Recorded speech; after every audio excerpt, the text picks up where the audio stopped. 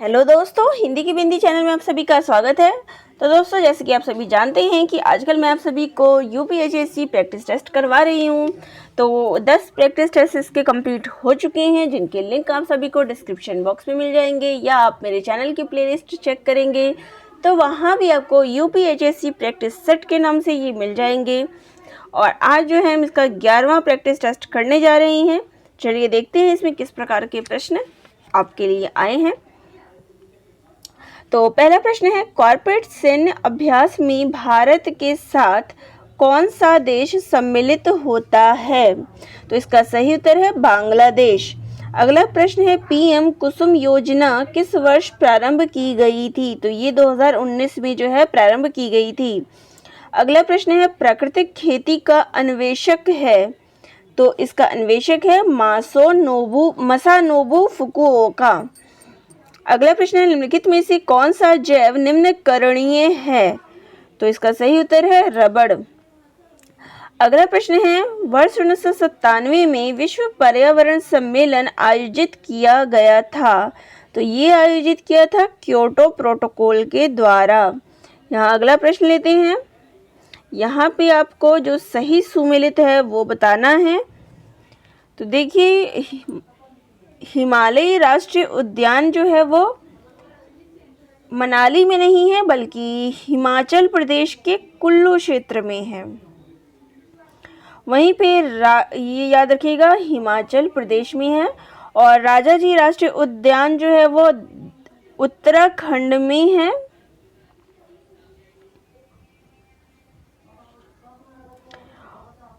तो यहाँ ये देहरादून में है, ये बात सही है। उत्तराखंड का जो देहरादून पड़ता है वहाँ पे ये है। अगला है, केवला देव राष्ट्रीय उद्यान। तो ये जो है भरतपुर राजस्थान जिले में है।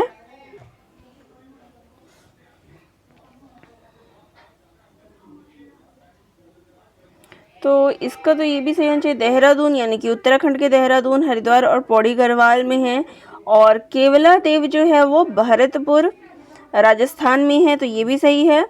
और वन विहार राष्ट्रीय उद्यान ये जो है मध्य प्रदेश के भोपाल जिले में स्थित है।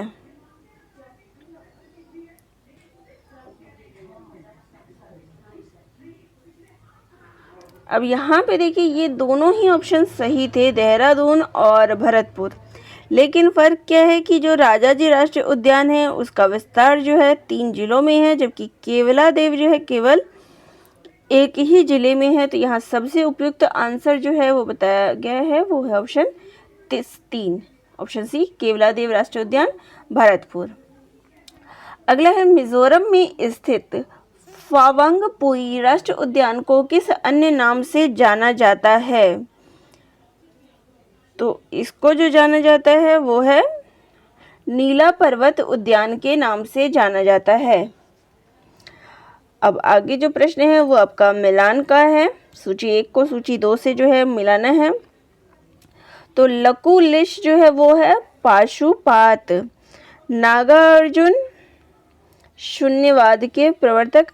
भद्रबाहु ये जैन धर्म से संबंधित है। गोसाल ये आजीवक। तो इसका इस प्रकार से मैचिंग है, मिलान है। चलिए अगला प्रश्न देखते हैं। यहाँ पे, स्वतंत्रता के अधिकार के भाग के रूप में निम्नलिखित में से कौन सा बिना हथियार के शांतिपूर्ण ढंग से इकट्ठा होने की स्वतंत्रता के अंतर्गत नहीं आता है? घेराव अफसर जो अपना कर्तव्य नहीं निभाते, तो ये गलत है। शांतिपूर्ण इकट्ठा होना ये सही है। एकत्रित जनता जिनको हथियार नहीं रखना चाहिए। इस अधिकार के अभ्यास पर राज्य कानून अधिकार बनाकर तर्कपूर्ण प्रतिबंध लगा सकता है, तो ये भी ऑप्शन सही है। यानी इसका उत्तर जो है ऑप्शन ए है।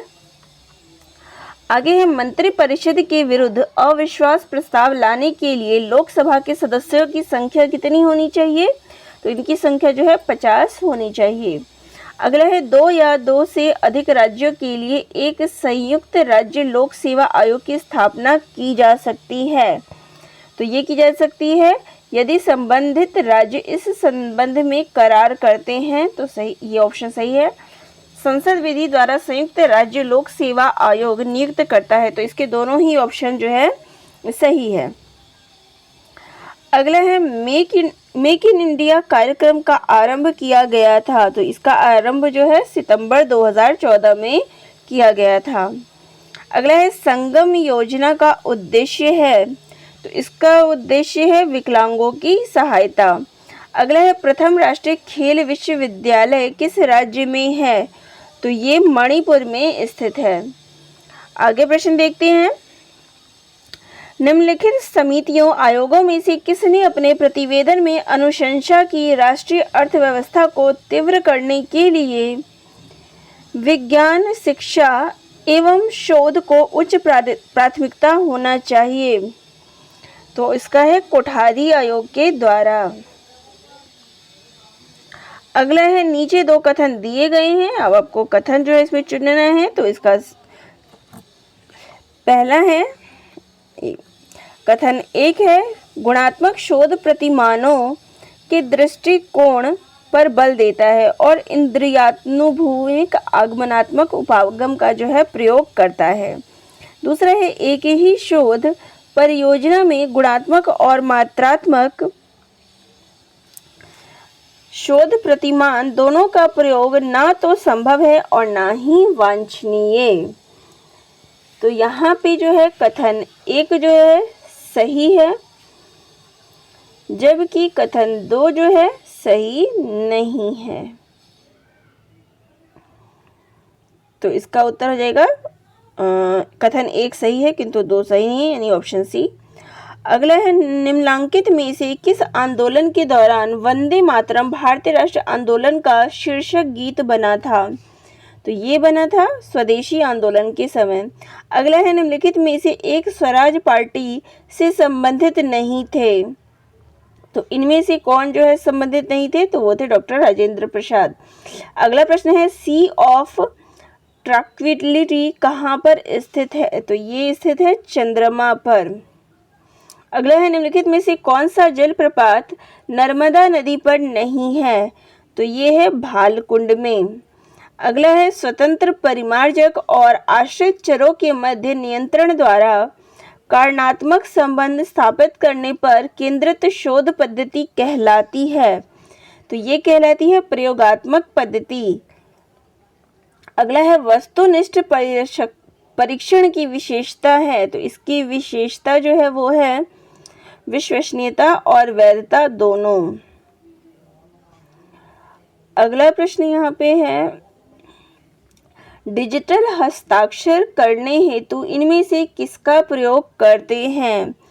तो निजी कुंजी का, पर्सनल की। अगला है एक कंप्यूटर की स्मृति सामान्य तौर पर किलोबाइट अथवा मेगाबाइट के रूप में प्रयोग की जाती है। एक बाइट बना होता है। तो ये बना होता है 8 द्विधारी अंकों का। अगला है निम्नलिखित में से कौन सा कथन जो है सत्य है। तो ऑप्शन सी जो है आपका ईमेल पता आपके आईएसपी के होस्ट कंप्यूटर का डोमेन नेम है, उसके पहले @ चिन्ह है और उसके पहले आपके खाते का नाम है। अगला है जून 2022 को कहां पर भारतीय खेल प्राधिकरण के पहले स्क्वैश कोर्ट का उद्घाटन किया गया। तो ये किया गया है नई दिल्ली में। अगला प्रश्न है जून 2022 को कहां पर भूकंप विज्ञान वेधशाला का उद्घाटन किया गया। तो ये किया गया है उधमपुर में। अगला है मई 2022 को किसने भारत के 25वें मुख्य चुनाव आयुक्त के रूप में पदभार जो है ग्रहण किया है। तो ये क्या है राजीव कुमार ने। अगला है सिम का स्वरूप है। तो सिम का स्वरूप है सब्सक्राइबर्स आइडेंटिटी मॉड्यूल। अगला प्रश्न है OMR का तात्पर्य है। तो ऑप्टिकल मार्क रीडर। तो ये थे आज के प्रैक्टिस टेस्ट के प्रश्न। तो आप सभी को कैसे लगे कमेंट करके ज़रूर बताइएगा और वीडियो अगर अच्छी लगती है तो चैनल को सब्सक्राइब ज़रूर करिएगा। धन्यवाद।